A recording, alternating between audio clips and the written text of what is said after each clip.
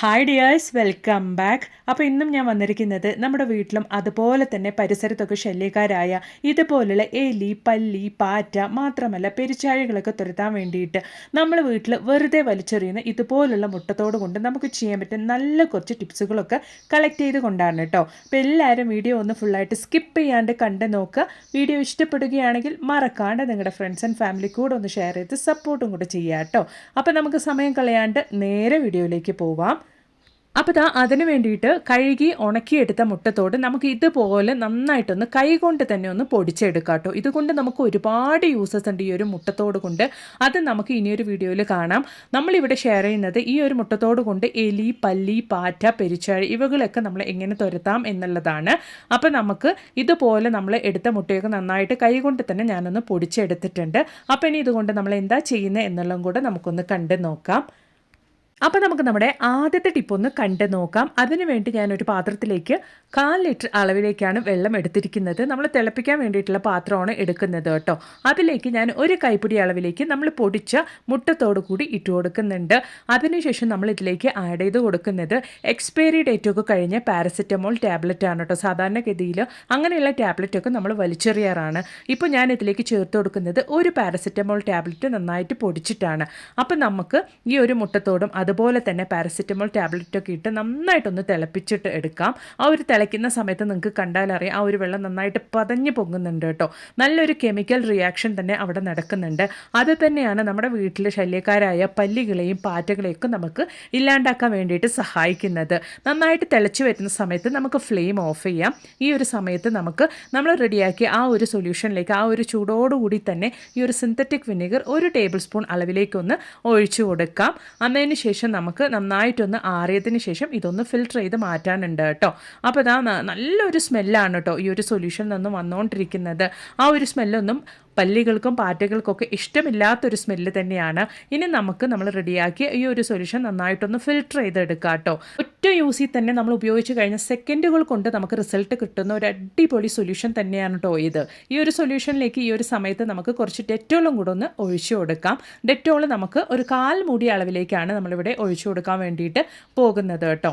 അതിനുശേഷം നമ്മൾ റെഡിയാക്കിയ ഈ ഒരു സൊല്യൂഷൻ നമുക്കൊരു സ്പ്രേ ബോട്ടിലിനകത്തോട്ടേക്ക് ഒഴിച്ച് നമുക്ക് യൂസ് ചെയ്യാവുന്നതാണ്. ഞാനിവിടെ ഒരു ഹാൻഡ് വാഷ് ബോട്ടിലാണ് കേട്ടോ എടുത്തിരിക്കുന്നത്. അങ്ങനെ നമ്മൾ റെഡിയാക്കിയ ഈ ഒരു സൊല്യൂഷൻ കൊണ്ട് രാത്രി നമ്മൾ ജോലിയൊക്കെ കഴിഞ്ഞതിന് ശേഷം നമ്മുടെ കിച്ചണിൽ നമുക്ക് ഗ്യാസ് ടോപ്പ്, കൗണ്ടർ ടോപ്പ് മാത്രമല്ല നമ്മുടെ കിച്ചൺ സിങ്ക് ഒക്കെ നമ്മൾ ഈ ഒരു സൊല്യൂഷൻ കൊണ്ട് സ്പ്രേ ചെയ്ത് നന്നായിട്ട് ക്ലീൻ ചെയ്ത് വെക്കുകയാണെങ്കിൽ നമ്മൾ അറിയാണ്ട് കൊണ്ട് നമ്മുടെ കിച്ചൺ സിങ്കിലാണെങ്കിലും അല്ലെങ്കിൽ കൗണ്ടർ ടോപ്പിലാണെങ്കിലും ഗ്യാസ് ടോപ്പിൻ്റെ പരിസരത്തൊക്കെ ആയിട്ട് വരുന്ന പാറ്റകളുടെയും പല്ലികളുടെയും ശല്യം ഒന്നും ഉണ്ടാവില്ല. 100% റിസൾട്ട് കിട്ടുന്ന ഒരു സൊല്യൂഷനാണ്.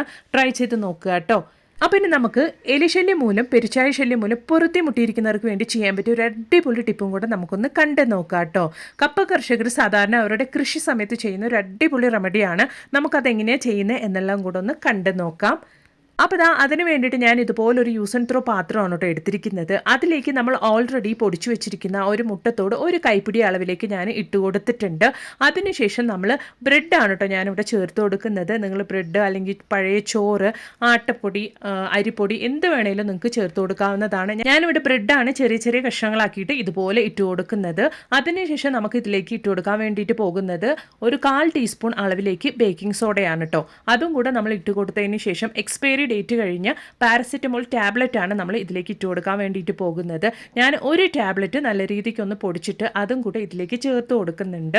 എന്നിട്ട് നമുക്ക് ഇത് നന്നായിട്ടൊന്ന് കുഴച്ചെടുക്കണം. അതിന് നമ്മൾ വെള്ളം ഒട്ടും ചേർത്ത് കൊടുക്കുന്നില്ല. അതിന് പകരമായിട്ട് നമ്മളിവിടെ ചേർത്ത് കൊടുക്കുന്നത് ആപ്പിൾ സിഡർ വിനീഗർ ആണ് കേട്ടോ. ആപ്പിൾ സിഡർ വിനീഗറും കൂടെ നമ്മൾ ഉപയോഗിക്കുമ്പോൾ നല്ലൊരു റിസൾട്ടാണ് കേട്ടോ നമുക്ക് കിട്ടുന്നത്. അതുകൊണ്ട് ഈ ഒരു സമയത്ത് നിങ്ങൾ ആപ്പിൾ സിഡർ വിനീഗർ തന്നെ ചേർത്ത് കൊടുക്കാൻ വേണ്ടിയിട്ട് നോക്കുക. ഞാനിവിടെ ഇതൊന്ന് കുഴച്ചെടുക്കാൻ പാകത്തിനുള്ള ആപ്പിൾ സിഡർ വിനീഗറാണ് ചേർത്ത് കൊടുക്കുന്നത്. കാരണം നമ്മളിവിടെ ഒട്ടും തന്നെ വെള്ളം ചേർത്ത് കൊടുക്കാത്തത് കൊണ്ട് തന്നെ. അതിനുശേഷം നമ്മൾ ഈ ഒരു ആപ്പിൾ സിഡർ വിനീഗർ ചേർത്ത് കൊടുത്തിട്ട് നന്നായിട്ടൊന്ന് മിക്സ് ചെയ്ത് കൊടുക്കാം. അപ്പോഴാണ് നമുക്ക് ആ ഒരു ബ്രെഡ് നന്നായിട്ടൊന്ന് കുഴച്ചെടുക്കാൻ വേണ്ടിയിട്ട് സാധിക്കുകയുള്ളൂ. അപ്പോൾ ഞാൻ നന്നായിട്ടൊന്ന് മിക്സ് ചെയ്ത് എടുത്തിട്ടുണ്ട്. എന്നിട്ട് ഒരു 5 മിനിറ്റ് സമയത്തേക്ക് നമുക്ക് ഇതുപോലെ തന്നെ അങ്ങ് റെസ്റ്റ് ചെയ്യാൻ വേണ്ടിയിട്ട് വെക്കാം കേട്ടോ. അതിനുശേഷമാണ് നമ്മളിത് ഉപയോഗിക്കാൻ വേണ്ടിയിട്ട് പോകുന്നത്. ഞാനൊരു 5 മിനിറ്റ് സമയം കഴിഞ്ഞതിന് ശേഷം ഇതുപോലെ കൈകൊണ്ട് തന്നെ നന്നായിട്ടൊന്ന് കുഴച്ചെടുക്കുന്നുണ്ട്. അപ്പോൾ ഇതിൽ നമ്മൾ ആപ്പിൾ സിഡർ വിനീഗറും അതുപോലെ തന്നെ എക്സ്പയറി ഡേറ്റ് കഴിഞ്ഞ ടാബ്ലറ്റൊക്കെ ചേർത്ത് കൊടുത്തുകൊണ്ട് തന്നെ നമ്മുടെ കയ്യിന് അലർജി ഒന്നും വരാണ്ടിരിക്കാൻ വേണ്ടിയിട്ട് കുറച്ച് വെളിച്ചെണ്ണ എൻ്റെ കയ്യിൽ അപ്ലൈ ചെയ്തിട്ടാണ് ഞാൻ ഇതുപോലൊന്ന് മിക്സ് ചെയ്തെടുക്കുന്നത് കേട്ടോ. നമ്മൾ റെഡിയാക്കി ഈ ഒരു ക്വാണ്ടിറ്റി കൊണ്ട് നമുക്ക് 2 ഉരുളകൾ ഉണ്ടാക്കിയെടുക്കാൻ വേണ്ടിയിട്ട് സാധിക്കും. അപ്പോൾ ഞാൻ നന്നായിട്ടൊന്ന് കുഴച്ചെടുത്ത് ഇതുപോലെ കുട്ടി ഉരുളകൾ 2ആയിട്ട് ഞാൻ റെഡിയാക്കി എടുത്തിട്ടുണ്ട്.